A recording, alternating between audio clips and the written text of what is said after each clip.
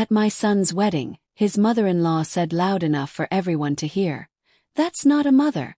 That's a mistake in a dress." Music. The bride laughed like it was the funniest joke she'd ever heard. But my son didn't laugh. Music. He stood up, stopped the wedding right in front of everyone, and did something that destroyed their family money the next day. Where are you watching from today?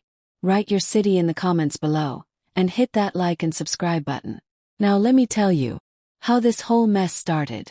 'Cause friends, this story shows what happens when people think they're better than you. 7 months before that crazy wedding day, I was living my simple life in Oakwood, Minnesota, thinking my biggest worry was whether my tomato plants would grow well this summer.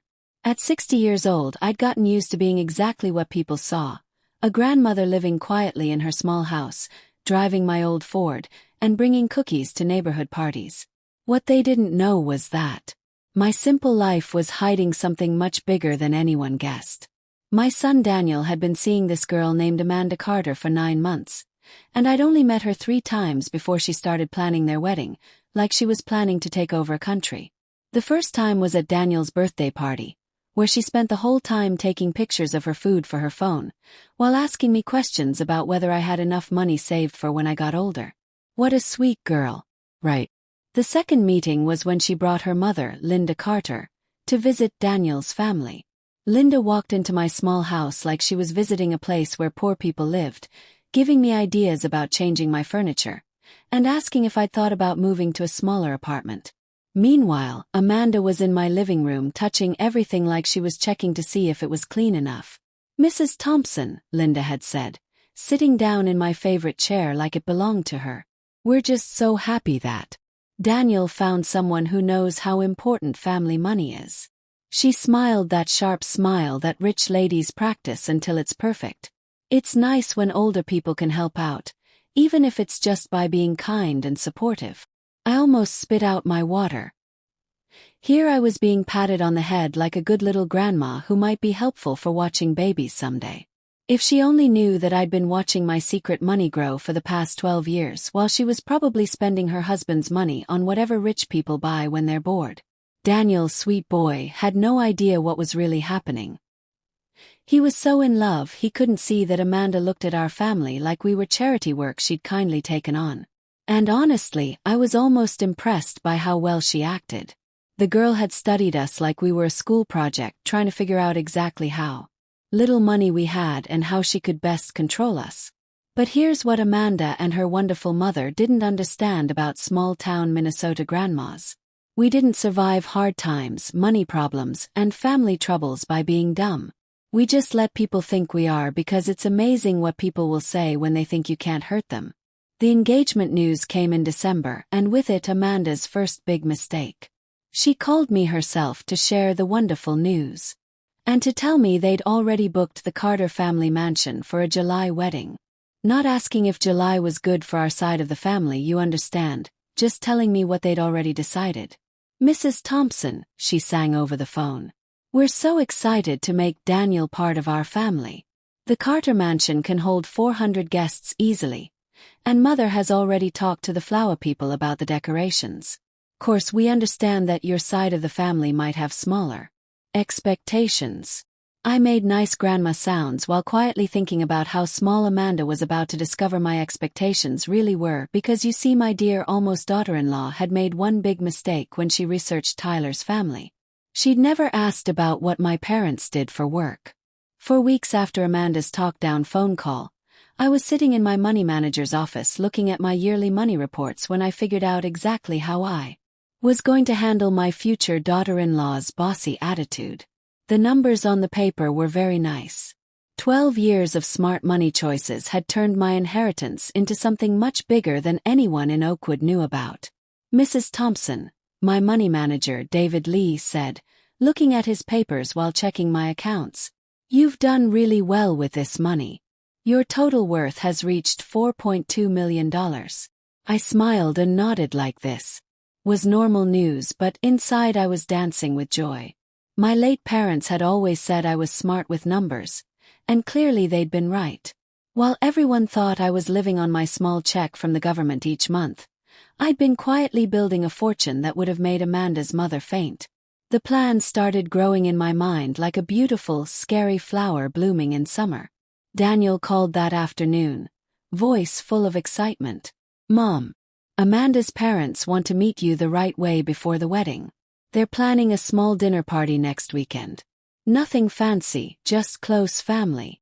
"How nice," I said, already thinking about what I'd wear to this nothing fancy dinner party. "Will it be at their house?" "Their mansion, actually. Amanda says it's been in the family forever. I guess they have lots of land and property out in Hillcrest." Daniel stopped talking for a second. "Mom, I should probably tell you that the Carters are well there. Really rich. Amanda's dad owns lots of stores, and her mom comes from a family with old money. I don't want you to feel weird or anything." Wee boy. He was actually worried about me feeling uncomfortable around rich people. If he only knew that I'd been getting money advice from the same experts who helped manage money for half the wealthy families in Minnesota. "I'm sure I'll be just fine, dear," I told him. "I'll just be myself." And that was exactly what I planned to do. The Carter mansion turned out to be one of those huge fancy houses that screamed, "My great-great-grandfather made this money a long time ago, and we've been living off it ever since." The circle driveway could have fit 20 cars. And the front yard looked like something from a fancy magazine about beautiful living. I pulled up in my Ford behind Daniel's cheap car. Both of us looking like we'd gotten lost on the way to the back door. Amanda came out from the front door, wearing what I guessed was a $700 party dress. Her smile so big it could have lit up the whole house. "Mrs. Thompson," she called, kissing the air near my face like we were best friends. "Welcome to our family home. Mother and Daddy are so excited to meet you properly." The inside was all shiny floors, fancy lights hanging from the ceiling, and the kind of furniture that costs more than most people's houses. Linda Carter came down the big staircase, wearing jewelry that probably cost more than Daniel's whole year of pay. Her husband Robert walking behind like a well-dressed shadow. "Dorothy," Linda said, taking my hands like she was giving me a gift with her touch. "How wonderful to finally have a real visit. Amanda has told us so much about Daniel's family." I'll bet she had. Dinner was served in a dining room that could have sat 30 people easily, though it was just the 6 of us around one end of their huge table. The talking flowed like expensive drink, with Linda and Robert sharing stories about their recent trip to France, while Amanda hung on every word like they were telling the secrets of life. "We just love traveling," Linda explained, cutting into what I guessed was very expensive meat. "Last year we did Italy. And this summer we're planning something special for Robert's 65th birthday. Maybe a private beach house in Spain." "How lovely," I said, taking a sip of drink that probably cost more per bottle than most people spend on food in a month. "Travel is so good for you." Amanda leaned forward eagerly. "Mrs. Thompson, Daniel mentioned you've never been outside Minnesota. We were thinking that after the wedding you might enjoy visiting us when we take trips, as family." The talk down was so thick you could have cut it with the silver knife sitting beside my plate. Here they were kindly offering to include the poor little small-town grandmother in their fancy lifestyle, probably expecting me to cry with thanks at their kindness. "That's very thoughtful," I replied, wondering how they'd react to learning that I'd been thinking about buying a beach house in California with my investment money. But the real show began when Robert started talking about his business kingdom. 5 big stores, 3 restaurants, and what he called other business deals that were clearly doing quite well. He had that special swagger that rich men get when they're showing off for someone they think is beneath them, explaining money rules and business ideas like he was teaching a baby class. "The secret to success," he told me, waving his wine glass, "is understanding that money makes more money. Most people never figure that out. They work for paychecks their whole lives instead of making their money work for them." I nodded like I was learning something new, while quietly thinking that my money accounts had probably done better than his business deals by at least 20% over the past 4 years. That's when Linda said the words that sealed their fate. "Dorothy dear," she said, her voice dripping with fake kindness, "I hope you don't feel scared by all this wealth. We want you to know that we don't expect Daniel's side of the family to pay equally for the wedding costs. We understand your limitations." The silence that followed was so complete you could have heard a feather drop on their precious shiny floors. The moment Linda Carter finished explaining my limitations to me, I felt something change inside my chest. It was like a door closing on the last 12 years of playing the humble grandmother, and another door opening onto something much more fun. "How thoughtful of you," I said, putting down my wine glass with what I hoped was right thankfulness. "I wouldn't want to spend too much money." Daniel looked embarrassed, and I almost felt bad for him. Poor boy had no idea he was about to become caught in what was turning into the most teaching experience the Carter family had ever had. Amanda jumped in quickly, probably feeling the coldness in the room. "What Mother means is that we want everyone to feel comfortable. We've already paid for the big costs, and we understand that different families have different situations." "Different situations, right?" Robert nodded wisely like he was solving world hunger. "The important thing is that we're all family now. Money shouldn't come between family members." Easy for him to say after he just spent 15 minutes bragging about his worth while explaining basic money ideas to the simple widow like I'd never heard of saving. I smiled and made right sounds of agreement while planning exactly how I was going to teach this charming family about guessing wrong in situations. 'Cause you see, the Carter family had just made the kind of mistake that rich people make when they've been rich for so long they forget that other people might have working brains. They'd guessed that simple meant poor and quiet meant stupid. After dinner, Linda insisted on giving me the full tour of their family home, which was really just a chance to show off their art, their library full of fancy books that had probably never been opened, and their master bedroom that was bigger than my entire first floor. "The house has been in Robert's family for 5 generations," she explained, running her fingers along the marble fireplace in their living room. "We've updated it a lot, of course, but we've kept its old character." "It's beautiful," I said honestly. "'Cause it really was. You must feel very lucky to have such a legacy." "Oh, we do," Amanda chimed in. "It's part of why Robert and I are so committed to family traditions. We want Daniel to understand what it means to be part of something big, something that lasts." The message was clear. Daniel was marrying up way up, and his little country family should be rightly grateful for the rise in social standing. That's when I decided to start phase 1 of what I was already thinking of as project teaching. "Amanda dear," I said, "I hope you won't think I'm being pushy, but I'd love to give something special to your wedding. Maybe the practice dinner. I know it's normal for the groom's family to handle that." The 3 Carters exchanged quick looks. Linda's smile became just a little more tight. "Dorothy, that's so sweet of you to offer," she said carefully. "But the practice dinner is already arranged. We thought it would be easier for us to handle all the details given our experience with bigger events." "Of course," I nodded. "Then maybe I could handle the flowers or the pictures." Another exchange of looks. Robert cleared his throat. "The thing is, Dorothy, we've already hired the workers we prefer to use. Quite special and probably more expensive than what you're used to working with in Oakwood." Ah, there it was again. The gentle but firm message that my small-town budget and small-town workers weren't up to Carter family standards. "I understand completely," I said, and I did. I understood that they wanted complete control over Daniel's wedding, so they could show off their wealth and social position while keeping his family in the background, like embarrassing relatives you had to invite, but hoped wouldn't embarrass you too much. What they didn't understand was that they just gave me the perfect chance to show exactly what Dorothy Thompson was capable of when properly pushed. "Well then," I continued sweetly, "maybe I could give Daniel and Amanda a wedding gift instead, something that might help them start their new life together." Amanda's eyes lit up like a casino machine hitting jackpot. I could practically see her guessing how much the poor widow might be able to scrape together for a wedding gift.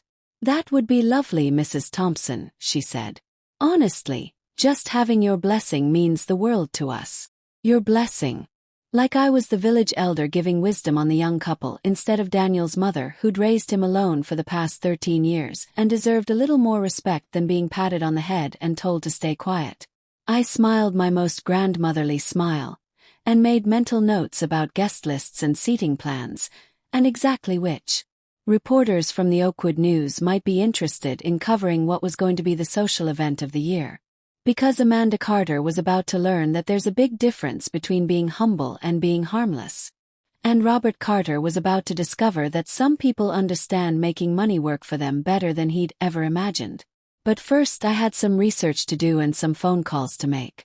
Starting with my investment helper, who was going to be very surprised by my request to sell certain investments for what I was going to tell him was a family wedding gift. Phase 1 of project teaching was about to begin. The morning after my eye-opening dinner with the Carter family, I sat in my kitchen with my computer and a fresh cup of coffee, beginning what I like to think of as my careful research. If Robert and Linda Carter wanted to play the wealthy family better than you game, I figured I should understand exactly what kind of wealth I was dealing with. What I found was interesting. The Carter family business kingdom, while impressive sounding, was built on some surprisingly weak foundations. Robert's 5 big stores were heavily borrowed against, with 3 of them showing dropping sales over the past 2 years. His restaurants had mixed reviews and what looked like big debt. The other business deals he bragged about seemed to be mainly some rental buildings and a small piece of a local strip mall that was losing stores to the new shopping center outside town. The house, while beautiful, was borrowed against to roughly 65% of its current value. Linda's old money appeared to be more like old debts. Her family's fortune had been cut down by her father's betting problems and her brother's series of failed businesses. The Carter family was wealthy, certainly wealthier than most people in our area, but they were what my financial helper would call house rich and cash poor. They had things, but they also had big monthly bills and what appeared to be a lifestyle that needed constant cash flow to keep up. This information made me smile in a way that probably wasn't very nice. But I'd stopped worrying about being perfectly nice around the time Linda Carter explained my limitations to me. I called Daniel that afternoon to check in about wedding plans and to fish for a little more information about his future in-laws. "Mom, I have to ask," Daniel said after we'd covered the basics about guest lists and food choices. "You seemed a little quiet at dinner last night. Is everything okay? I know the Carters can be overwhelming." Overwhelming. That was one way to put it. "They seem like lovely people," I said carefully. "Very successful. Amanda's lucky to have grown up with such advantages." "Yeah, it's pretty scary sometimes," Daniel admitted. "Robert's always talking about business deals and investment plans. I feel like I need to take a money class just to keep up with the conversation." "Has Amanda talked about your plans after the wedding, where you'll live, job goals, that sort of thing?" "Actually, Robert offered me a job at one of his stores, manager position, with the chance of working my way up to part ownership eventually. It's a huge opportunity, Mom. Way better than anything I could get with my current experience." I felt a chill run down my back. Of course, Robert had offered Daniel a job. Nothing like having your son-in-law money dependent on you to make sure family loyalty. "That sounds generous," I said. "It is. Amanda says her dad really likes me, that he sees potential in me. The only thing is the pay is mostly sales-based to start, and they want us to move closer to downtown so I can be available for weekend work and evening customer meetings." Closer to downtown. Yeah, they found this apartment building about 30 minutes from the store.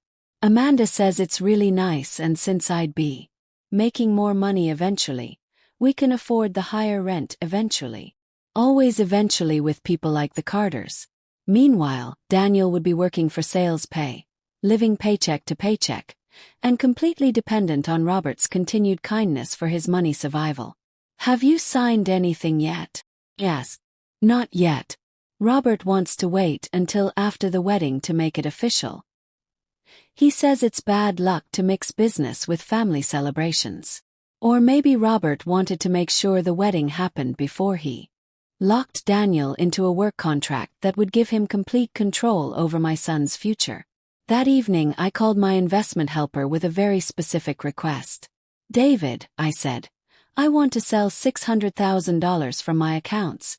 I know that's a big chunk, but I have something important I want to do with it." There was a long pause. "Dorothy, that's quite a big withdrawal. What did you have in mind?" We've talked about being careful with large spending that might hurt your long-term security. Don't worry, I assured him. This is an investment in my son's future. I want to give Daniel and his bride a wedding gift that will really set them up for success. What I didn't tell David was that the gift was going to set them up for success in ways that Amanda and her family would never see coming. Because while the Carter family had been busy being talked down and superior, I'd been researching more than just their money situation. I'd also been looking into Robert's business methods, his competitors, and the local store property market. And I'd found something very, very interesting. The strip mall that Robert owned a small piece in, it was about to be sold to a building company that wanted to tear it down and build a new hospital complex. The sale would happen in about 9 months, and current investors stood to make about 400% return on their money. But the building company was still looking for more investors to help fund the purchase. Investors with ready cash and a willingness to move quickly, the kind of investors who might want to buy out smaller owners like Robert Carter before the big payday arrived. I spent that entire evening on the phone with lawyers and business managers, putting together what was going to be Daniel's wedding gift and Amanda's teaching in the difference between appearing wealthy and actually being wealthy. Phase 2 of project teaching was about to get very interesting. 3 weeks before the wedding, I was sitting in my lawyer's office looking at papers that would have made Robert Carter very, very nervous if he'd known they existed. But Robert was too busy enjoying his role as the generous father-in-law, giving Daniel his big break in the store business, to pay attention to what Daniel's humble small-town mother might be doing with her time. "Everything is in order, Dorothy," my attorney Maria Rodriguez said, sliding the documents across her desk. "The investment company is legally set up. Daniel is listed as the main beneficiary, and the starting funding is confirmed. Are you absolutely sure about this plan?" I looked at the papers that would transfer my son from Robert Carter's work trap into complete financial independence, and I've never been more sure of anything in my life, Maria. I've spent 12 years watching my investments grow while people guessed I was just another grandma living on government checks and cookies. I think it's time Daniel learned that his mother isn't quite as helpless as everyone believes. The plan was beautifully simple. Instead of Daniel taking Robert's sales-based job at the store, he would become the managing partner of Thompson Investment Holdings, a company that would purchase Robert's piece in the strip mall building project, along with several other smart investments that I'd been watching for months. Daniel would start his married life not as Robert's money-dependent worker, but as a businessman with enough money to buy and sell Robert Carter's entire kingdom twice over. The wedding gift would be shown as a modest check that Daniel and Amanda could use for whatever they wanted. Maybe a down payment on a house, maybe some furniture, maybe a nice trip. Nothing that would alarm the Carter family or make them suspicious. What they wouldn't know until several months after the wedding was that the modest check would be backed by a business structure that would make Daniel independently wealthy within 3 years. But first, I had a practice dinner to attend. The Carter family had indeed handled all the details for the practice dinner, which was being held at the golf club where Linda and Robert were members. The guest list was small, just close family and the wedding party, which meant I would be spending the evening being graciously tolerated by people who considered me a charity case. I spent good time choosing my outfit for this particular performance. Nothing too expensive looking, nothing that would go against my carefully kept image as the modest widow, but something nice enough to show that I was making an effort to fit in with their standards. I settled on a simple gray dress from a nice store paired with my grandmother's diamond earrings. The one real piece of jewelry I wore regularly because it looked rightly sentimental and modestly valuable. What none of them knew was that I'd had those diamonds checked years ago, and they were worth about $20,000. My grandmother had excellent taste in jewelry, even if she'd lived modestly, just like her granddaughter. The golf club was exactly what I'd expected, all polished wood and leather chairs, and the kind of quiet fancy that screamed, "We have so much money we don't need to prove it." Linda had reserved the private dining room, and the table was set with dishes that probably cost more than most people's houses. I arrived exactly on time, carrying a modest gift bag containing a photo album I'd purchased specifically for this occasion. Nothing too expensive, nothing that would seem pushy, just something right for the mother of the groom to give to the happy couple. "Dorothy," Amanda squealed, air kissing me like we were the closest of friends. "You look lovely. Those earrings are so old-fashioned." "Old-fashioned, right?" "Thank you, dear," I said, handing her the gift bag. "Just a little something for you and Daniel to remember this special time." She opened it immediately, of course, and her smile became just a little more forced when she saw the simple leather album. It's very sweet," she said, clearly thinking about how quickly she could hide it in a closet after the wedding. Daniel hugged me warmly, looking handsome in his new suit, probably the most expensive clothing he'd ever owned, thanks to the Carter family's insistence on right formal wear for their golf club standards. "Thanks, Mom," he whispered. "I know this has all been kind of overwhelming. I really appreciate you being so flexible about everything." Flexible. Another interesting word choice. Robert and Linda held court at their end of the table, telling the group with stories about other weddings they'd attended at the club, other social events, other showings of their established place in local society. They were in their element, surrounded by the kind of people who understood the importance of appearances and social position. The conversation flowed along predictably fancy lines until Linda asked me about my plans after the wedding. "Dorothy, now that Daniel will be starting his new job and moving closer to downtown, you'll probably be alone in that big house all by yourself," she said with concern that sounded almost real. "Have you thought about downsizing? There are some lovely senior living places that might be perfect for someone in your situation." Senior living places. For someone in my situation. I smiled sweetly and took a sip of wine that probably cost more than my monthly food budget. "That's thoughtful of you to worry," I said. "Though I think I'll stay put for now. The house has so many memories, and I'm quite comfortable there." "Of course," Robert jumped in. "But as we get older, it's important to be practical about these things. Upkeep costs, house taxes, the burden of home ownership. Sometimes it makes more sense to let professionals handle those responsibilities." The burden of home ownership. Like I was some confused old woman who couldn't figure out how to pay bills or call a repair person. "I'll certainly keep that in mind," I said, while quietly thinking that my house was paid off, worth about $200,000 and cost me less per month to keep up than most people spent on car payments. That's when Linda said the line that confirmed everything I'd guessed about the Carter family's opinion of Daniel's background. "You know," she said, reaching over to pat my hand like I was a confused child. "Amanda and Daniel want to have babies fairly soon. And we'd love for their little ones to have a grandmother who can really contribute to their upbringing, someone stable and right." But the word hung in the air like a challenge. And I felt my smile become sharp enough to cut glass. "I certainly hope I'll be able to contribute," I said quietly. What I didn't say was that my contribution to my future grandchildren's upbringing was going to include trust funds that would pay for their college down payments on their first houses, and enough money security to make sure they never had to depend on anyone's charity or talk down, including their other grandparents. But first, I had to get through this wedding without letting any of them see what was coming. The practice dinner continued with toasts and well wishes and all the right social customs. I played my part perfectly. The grateful small-town mother-in-law, humble and thankful of the Carter family's gracious acceptance of Daniel into their social circle. What none of them could see was the envelope in my purse containing Daniel's Real wedding gift, or the phone calls I'd be making the morning after the wedding to set in motion the chain of events that would change everything. Because tomorrow, Amanda Carter would become Amanda Thompson, and she was about to discover exactly what that name was really worth. The morning of Daniel's wedding started bright and clear, which felt somehow wrong for what I knew was going to be one of the most dramatically satisfying days of my life. I'd spent the night before double-checking every detail of my plan while ironing my simple mother-of-the-groom dress, a modest purple outfit that had cost exactly $95 at a department store and would help keep my carefully built image for just a few more hours.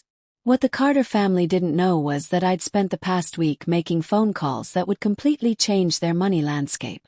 But first, I had to survive this wedding without laughing out loud at the pure boldness of people who thought they could talk down to Dorothy Thompson and get away with it.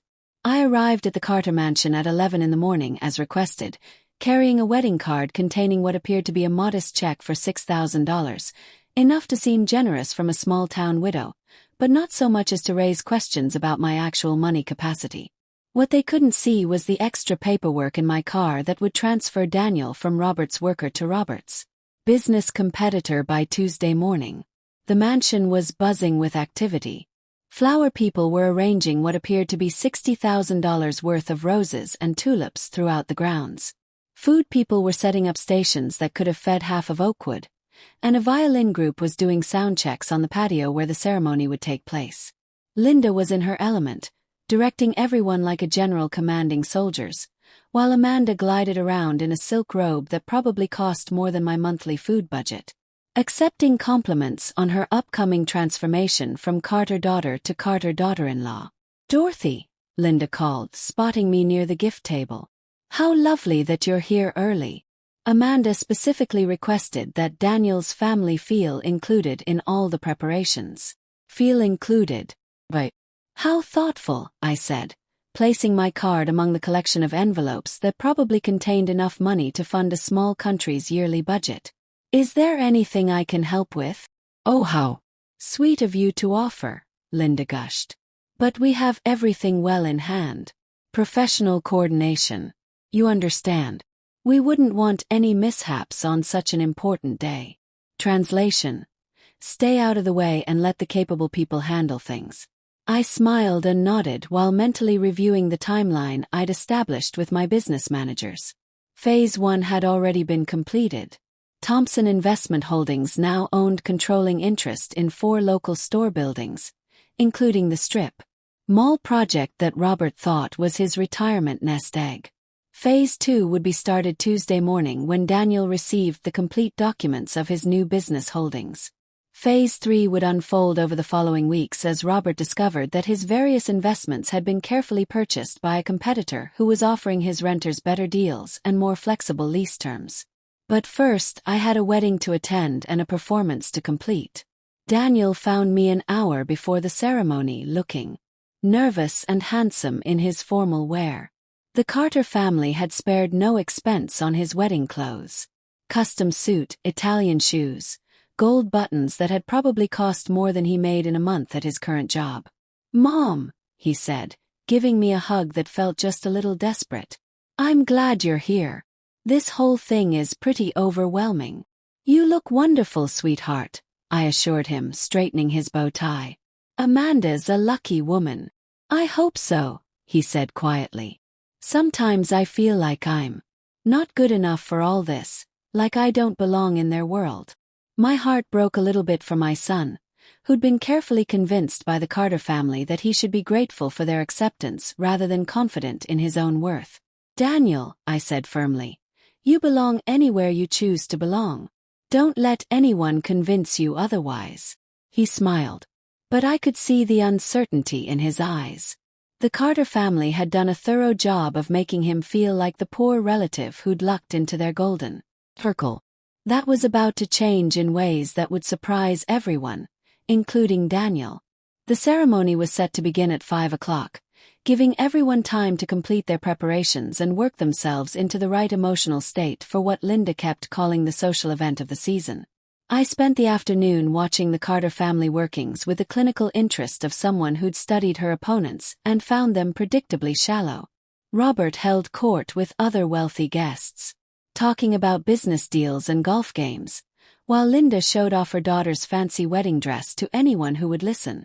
Amanda herself was the picture of bride perfection, floating through the preparations like a princess who'd never doubted that the world would arrange itself around her desires. None of them paid much attention to Daniel's simple small-town mother, sitting quietly in her corner, wearing her modest department store dress, and watching everything with the kind of patient attention that comes from knowing exactly how a story is going to end. At 4:45, I took my assigned seat in the front row, family section naturally, but carefully positioned so that I wouldn't get in the way with the photographer's shots of the important relatives. The violin group began the walking music, and I watched my son take his place at the altar, looking like a man who was about to commit his life to a family that saw him as a charity project rather than an equal partner. That's when Linda Carter made the mistake that would cost her family everything they thought they owned. She was standing near the gift table, chatting with her sister about wedding costs, when she spotted me in my front row seat. I watched her expression change as she took in my modest dress, my simple hairstyle, my complete lack of obvious wealth or social standing. And then she said the words that sealed her family's fate, speaking just loud enough for several nearby guests to hear clearly. "Look at that poor thing," Linda murmured to her sister, nodding in my direction. "Sitting there in her little discount dress, trying so hard to look right. That's not a mother. That's a mistake in a dress." The words hit me like a physical slap. But what followed was even more revealing. Amanda, overhearing her mother's comment as she approached for her final pre-ceremony photos, actually laughed and clapped her hands together like Linda had made the most amusing observation. "Mother, you're terrible," Amanda giggled. "But honestly, she does look like she got lost on the way to a church bake sale." That's when Daniel, who had been adjusting his flower nearby, went completely still. I watched my son's face change as he processed what his bride and future mother-in-law had just said about his mother. The uncertainty disappeared, replaced by something much harder and more determined than I'd ever seen in his expression. And that's when I knew that maybe, just maybe, I'd raised him right after all. What happened next unfolded like a beautiful, terrible flower blooming in fast motion. Daniel walked away from the altar, his face set in an expression I'd never seen before, and headed straight for the microphone that had been set up for the ceremony readings. The violin group stopped playing as Daniel tapped the microphone, the sound echoing across the fancy decorated patio where 300 guests had gathered to witness his wedding. "Ladies and gentlemen," Daniel said, his voice carrying clearly across the stunned silence. "I need to make an announcement." Amanda, still holding her bouquet and wearing her $20,000 dress, looked confused rather than alarmed, like this was some kind of romantic surprise she hadn't been told about. "Daniel, honey," she called out, her voice bright with fake cheer. "What are you doing? The ceremony is supposed to start." He looked at her for a long moment and I saw something die in his expression. "Amanda," he said into the microphone. "10 minutes ago, I heard you and your mother talking about my mother's appearance. You called her a mistake in a dress and laughed about how she looked like she got lost on the way to a church bake sale." The silence that followed was so complete you could have heard a pin drop on the marble patio. Amanda's face went white, then red, then white again as she realized that half of Oakwood's social elite had just heard her exposed as the petty, cruel person she actually is. "Daniel, that wasn't we were just," she stammered, but he held up his hand to stop her. "My mother," Daniel continued, his voice getting stronger, "raised me alone after my father passed away. She worked 2 jobs to put me through college, never complained, never asked for anything in return, and has been nothing but gracious and supportive about this wedding, despite being treated like an unwelcome charity case by your family." Linda tried to interrupt, rushing toward the microphone, but Daniel stepped away from her reach and kept talking. "I just realized that I can't marry someone who would mock my mother, and I can't join a family that thinks cruelty is entertaining," he said. "So, I'm calling off this wedding right here, right now." The gasp that went up from the gathered guests sounded like a collective breath before a scream. Amanda dropped her bouquet and rushed toward him. "Daniel, you can't be serious. You're ruining everything over a stupid comment." "I'm serious," he said quietly, removing his flower and setting it on the gift table. "And it wasn't a stupid comment. It was who you really are when you think no one important is listening." That's when Robert Carter made his own crucial mistake. He stepped forward, his face red with embarrassment and rage, and pointed a finger at Daniel like he was scolding a disobedient worker. "You ungrateful little nobody," Robert snarled. "We've given you everything. A job, a future, acceptance into our family, and this is how you repay us. By humiliating my daughter in front of our friends." Daniel looked at him with something that might have been pity. "Mr. Carter," he said, "you've given me a sales-based job that would have made me money dependent on your kindness for the rest of my life. That's not generosity. That's control." I felt pride swell in my chest as I watched my son stand up to people who'd spent months making him feel small and grateful for their attention. But Robert wasn't finished. Control. He laughed harshly. Son, you have no idea what control looks like. You just threw away the best opportunity you'll ever get. You think you can do better than my family. You think your small-town background and your modest little mother are going to open doors for you. He waved dismissively in my direction. And that's when I decided it was time to stop being invisible. I stood up slowly, smoothing down my discount dress, and walked toward the microphone with a kind of calm dignity that comes from knowing you hold all the cards in a game other people don't even realize they're playing. Daniel, sweetheart, I said gently, would you mind if I said a few words? He handed me the microphone with a smile that told me he was ready to hear whatever his mother had to say. I looked out at the gathered guests, Oakwood's wealthiest families, business leaders, social climbers, and various followers who'd come to witness what they thought would be the social event of the season. First, I said, I want to thank the Carter family for hosting such a teaching afternoon. It's been very eye-opening to see how certain people behave when they think they have all the power in a situation. Linda's face was now an alarming shade of purple, while Amanda looked like she was going to faint. Robert, I continued, looking directly at him. You're right that control is important in business relationships. That's why I spent this week purchasing your piece in the Riverside Strip Mall building project. The color drained from Robert's face like someone had pulled a plug. What are you talking about? He whispered. I'm talking about Thompson Investment Holdings, I said pleasantly, which now owns controlling interest in several local store buildings, including the one you've been counting on for your retirement funding. I turned to address the crowd, most of whom were staring at me like I just announced I was an alien. You see, Linda was right about one thing. I do have limitations. My limitation is that I don't tolerate people who mistake kindness for weakness or modesty for stupidity. The silence stretched until you could have heard a butterfly land on the roses. Daniel, I said, handing him back the microphone. Your wedding gift is in my car. I think you'll find it provides better opportunities than anything the Carter family was offering. And with that, I walked back to my seat and waited for the real show to begin. The aftermath of Daniel's wedding cancellation unfolded like a masterpiece of social destruction, and I had the best seat in the house for every beautiful, chaotic moment. The Carter family's carefully planned social event had become a public humiliation that would be talked about in Oakwood for years to come. Robert was now following me toward my car. His face flushed with a combination of rage and what I was beginning to recognize as real panic.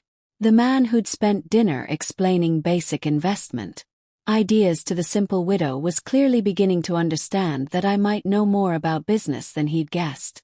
What exactly do you think you're doing? Robert hissed, catching up to me near the parking area. You can't just make wild claims about business purchases. There are legal consequences for lying. I unlocked my Ford, the same modest car that had helped keep my carefully built image for the past several months, and got a leather folder from the back seat.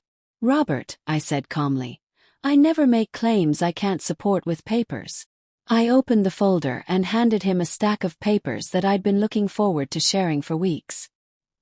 His hands actually shook as he read the investment contracts, property transfer agreements, and business setup documents that legally established Thompson Investment Holdings as a major player in the local store property market.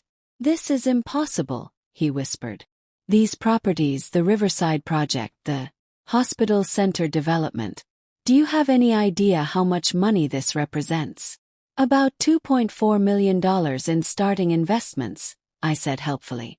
With expected returns of roughly $7.5 million over the next 2 years, though I suppose that depends on how current property owners negotiate their exit plans.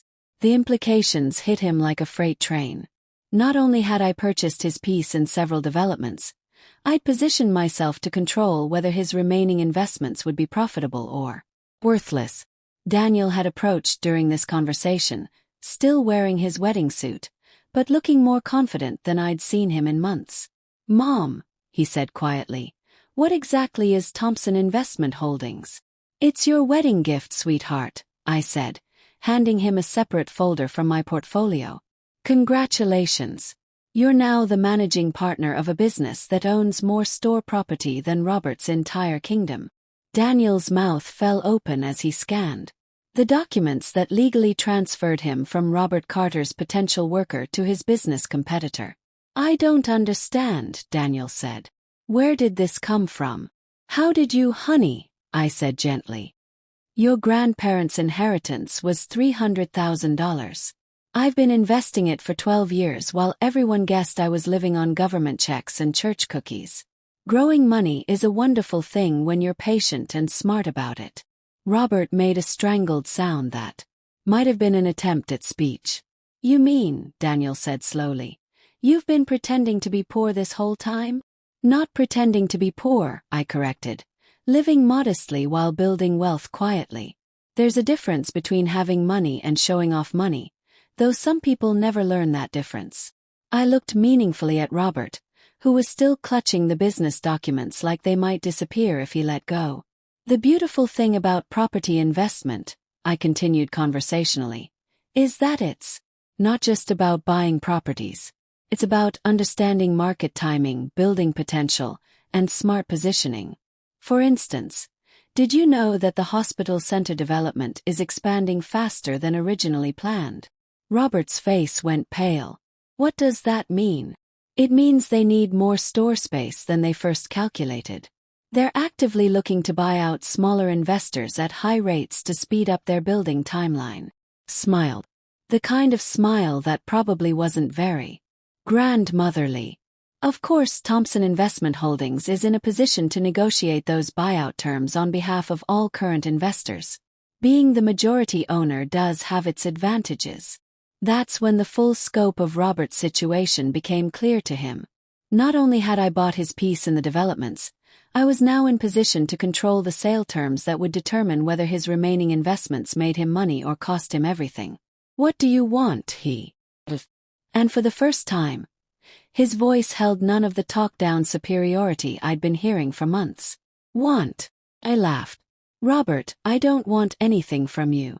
I never did. You and your family guessed I needed your acceptance, your money opportunities, your social approval. But the truth is, I was perfectly happy before Amanda decided Daniel needed to be elevated to Carter family standards. Daniel was reading through his business documents with an expression of growing amazement and pride. Mom, he said, this is incredible. But why didn't you tell me? Why did you let the Carter family treat you like a poor relative they were generously tolerating? Finished.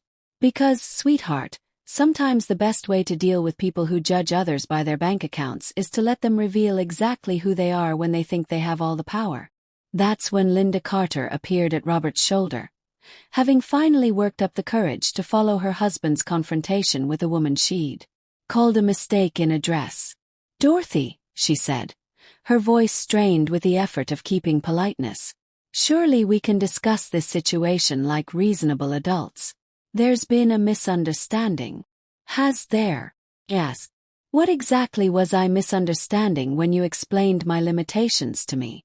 Or when you suggested I might need senior living help? Or when you told me I wasn't right to be a grandmother to Daniel and Amanda's future children? Linda opened her mouth, then closed it again without speaking. The only misunderstanding, I continued, was your guessing that modest meant powerless and quiet meant stupid. I gathered my papers and closed the folder with a satisfying snap. Daniel, I said, your business managers will contact you Tuesday morning to walk you through your new responsibilities as managing partner. I think you'll find the position offers better advancement opportunities than anything the Carter family had planned for you. As Daniel and I walked back toward my Ford, I could hear Robert and Linda having what appeared to be an urgent whispered argument about damage control and money implications.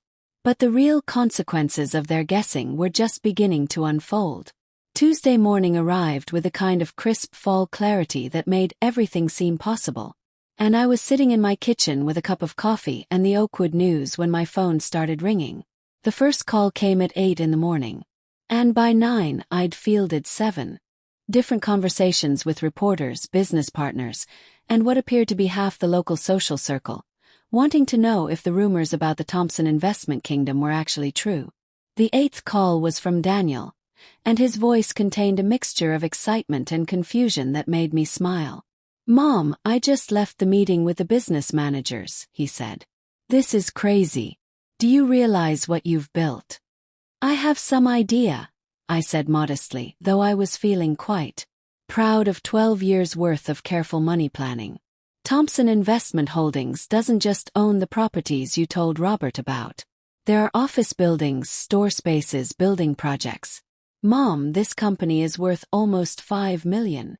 $5.3 million as of last Friday's valuation," I corrected. "Though that should increase a lot once the hospital center expansion is completed. I can't believe you've been sitting in this house making cookies for church bake sales while secretly running a property kingdom." "I wasn't running a kingdom, sweetheart. I was building your future. There's a difference." The ninth call came while Daniel and I were still talking, and I recognized Robert Carter's number on my caller ID. "Daniel, I need to take this call," I said. "Why don't you come over for lunch and we can discuss your new business responsibilities?" I answered Robert's call with what I hoped was right politeness. "Good morning, Robert. How can I help you?" "Dorothy." His voice was strained, like he'd been awake all night. "We need to talk. Can you meet me at my office this morning?" "I'm sorry, but I have a very full day planned," I said truthfully. Between reporters calling for interviews and Daniel's business orientation, my schedule was completely booked. "This is about the Riverside development," Robert said urgently. "There are things you don't understand about the legal implications of your purchases, such as the environmental impact. Studies that haven't been completed yet, such as the zoning restrictions that could delay the project by years, such as the money liabilities you've just inherited by buying into these properties." I sipped my coffee and waited for him to continue. "Dorothy, I'm trying to help you here. These investments aren't as secure as you think they are.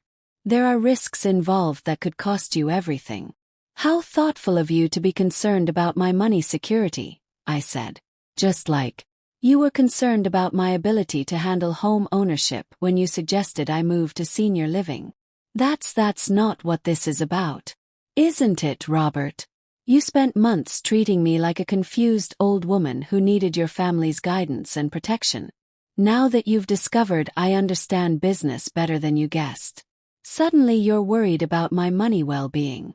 The silence stretched long enough for me to take another sip of coffee. "What do you want, Dorothy?" Robert finally asked, his voice defeated. "I want you to stop treating people like they're disposable based on your guesses about their bank accounts," I said. "I want your wife to think twice before she calls someone a mistake in a dress at their son's wedding. And I want Amanda to understand that cruelty has consequences. And if the family apologizes, if we try to make things right with Daniel." "Robert," I said gently, "Daniel called off his wedding yesterday because he finally saw who your family really is when you think no one important is watching. An apology isn't going to change that reality. So what happens now?" I looked out my kitchen window at the modest house and tidy garden that had hidden one of the most successful investment plans in Oakwood history. "Now you learn to compete with Thompson Investment Holdings in the local store property market," I said. "I hear competition is good for business. Dorothy, please. We can work something out. Some kind of partnership. Arrangement. Our families don't have to be enemies." "We're not enemies, Robert. Enemies would require me to consider your family important enough to actively oppose. What we are is competitors." I heard him take a shaky breath. "The Riverside project," he said. "The hospital center buyout. You could make millions from those deals." "Yes, I could. Daniel will actually, since he's the managing partner, and my piece in those projects will be worth whatever Thompson Investment Holdings decides to offer. When we negotiate the combined sale to the hospital center. Market rates, of course. Though market rates can vary a lot depending on how motivated sellers are. The implications hung in the air between us like a sword hanging by a thread.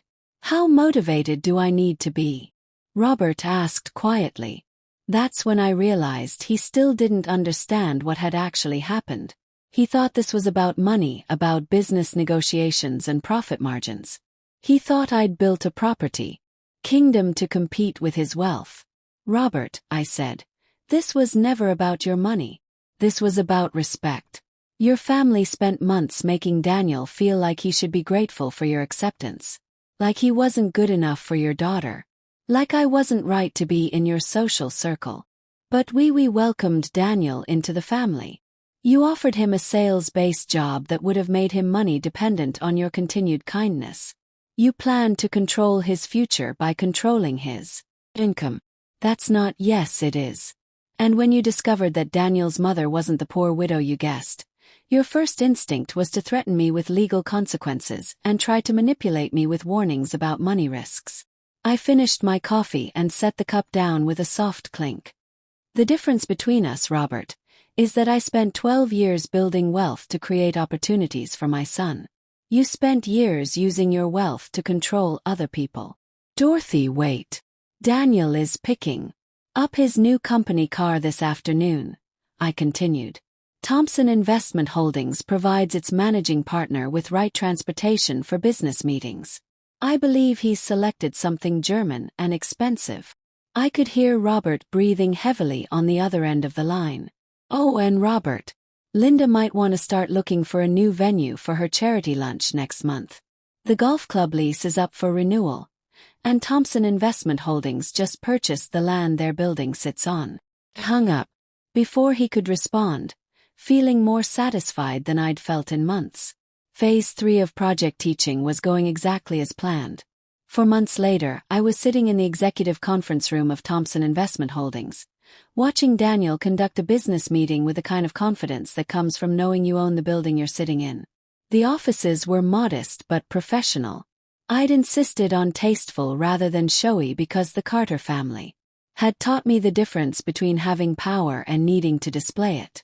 The hospital center expansion is ahead of schedule, Daniel was explaining to our building partners. We should be ready for the final property combination by early summer, which puts us roughly 7 months ahead of our starting timeline. Our lead builder nodded approvingly. The Thompson Group's approach to project management has been impressive. Having all the properties under unified ownership eliminated most of the coordination problems we usually face with multiple owners. I smiled from my seat at the back of the conference room. The Thompson Group, Daniel's idea for branding our various business holdings, had grown beyond even my starting plans. What had started as my revenge against the Carter family's talk-down had evolved into a legitimate business kingdom that was transforming store building in our area. Mrs. Thompson, the builder continued, your starting vision for coordinated development has saved us about 20 months of negotiation and permitting delays. The efficiency gains alone have increased the project's profitability by roughly 35%. Thank you, I said, though Daniel deserves the credit for putting it into action. I'm just the founding investor, which was true, though it didn't capture the full satisfaction of watching my son grow into a businessman who could buy and sell Robert Carter's kingdom twice over. After the meeting ended and our partners left, Daniel and I sat in his office reviewing the quarterly money reports that showed Thompson Investment Holdings was now worth about $8.9 million and growing. Mom, Daniel said, I still can't believe you planned all this while letting everyone think you were just the modest widow making cookies. The cookies were real, I pointed out. I do actually enjoy baking for church events, but the rest of it, the 12 years of investment planning, the business strategy, the timing of the Carter family takedown. You planned all of it. Not all of it.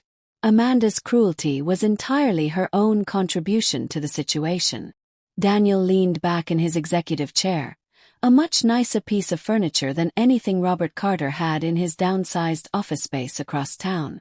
Speaking of Amanda, he said, I heard she and her mother moved to Linda's sister's house in Minneapolis. Apparently, the Carter family money was more shaky than anyone realized. Made sympathetic noises, though I wasn't particularly surprised. When Thompson Investment Holdings had bought out Robert's pieces in various developments, we'd paid fair market value. But fair market value for a motivated seller facing potential bankruptcy was much lower than what Robert had probably hoped to receive. And Robert Still running the stores, but I heard he had to sell the mansion. They're renting something much smaller now. Daniel paused. Do you ever feel bad about how things worked out for them? I considered the question seriously. Did I feel bad that the Carter family had lost their social standing, their money security, and their sense of being better than other people? I feel bad that they chose to treat people with cruelty and talk down, I said. The money consequences were their own choices. I simply gave them the opportunity to compete in a market where their guesses about other people's abilities turned out to be wrong. Mom, can I ask you something? Of course. Why didn't you ever remarry? With your intelligence, your money skills, your ability to build all this, you could have had any life you wanted. The question caught me off guard because it touched on something I rarely allowed myself to think about. Daniel, I had the life I wanted. Had you? I had meaningful work. I had money security and the freedom to make my own choices. Not everyone needs a partner to feel complete. But weren't you lonely? Sometimes, I admitted. But loneliness is temporary. Self-respect is permanent. I'd rather be lonely than settle for someone who didn't value what I had to offer. Daniel smiled. Like the Carter family didn't value what our family had to offer. Exactly like that. My phone buzzed with a text message, and I glanced down to see a note from my property agent. The small house I'd been quietly considering, a charming cottage near the river with a garden perfect for someone who'd earned the right to slow down and enjoy life, had just had its offer accepted. Daniel, I said, I have some news. I'm thinking about selling the house and buying something smaller. Really? Are you sure? That house has so many memories. Good memories, I agreed. But I think it's time to make some new ones. The cottage I'm buying has a guest room that's perfect for visiting grandchildren. Grandchildren? Daniel's eyebrows shot up. Mom, I just called off my wedding 4 months ago. I know, but you're young, successful, and now you own enough property to be very attractive to the right kind of woman. The right kind of woman. The kind who likes you for who you are rather than who she thinks she can make you become. Daniel laughed. Any other wisdom from the secret millionaire who spent 12 years pretending to be poor? I stood up and smoothed down my dress, a much nicer one than I'd worn to the Carter family practice dinner, though still nothing flashy. Just this, I said. Never let anyone convince you that kindness is weakness, modesty is stupidity, or quiet. Strength is the same as powerlessness. And always remember that the best revenge isn't destroying your enemies. It's building something so successful that their opinions become meaningless. Is that what this was? Revenge? No, sweetheart. This was justice. Revenge would have been cruel. Justice is simply allowing people to experience the consequences of their own choices. Daniel walked me to my new car, a sensible but comfortable sedan that reflected my actual money position rather than the image I'd been keeping, and gave me a hug that felt like coming home. Thank you, Mom, for all of it. For raising me right, for protecting me from people who would have used me, and for teaching me that real power comes from building something meaningful rather than just having money. As I drove home through the streets of Oakwood, I passed the Carter family mansion, which now had a for sale sign on its front lawn and an air of abandoned fancy that would have made me sad if I didn't. Remember Linda's comment about mistakes in dresses? Sometimes people create their own consequences, and the kindest thing you can do is step aside and let those consequences unfold naturally. I pulled into my driveway and sat for a moment, thinking about the journey from that talk-down dinner party to today's successful business meeting. 12 years of careful planning, months of smart patience, and one beautifully timed revelation had transformed not just my son's future, but our entire family's legacy. Dorothy Thompson had started this story as a widow pretending to be poor. She was ending it as a businesswoman who'd proven that underestimating quiet strength was the most expensive mistake the Carter family had ever made. And honestly, that felt like exactly the right ending. Thanks for listening. Don't forget to subscribe music. And feel free to share your story in the comments. Your voice matters.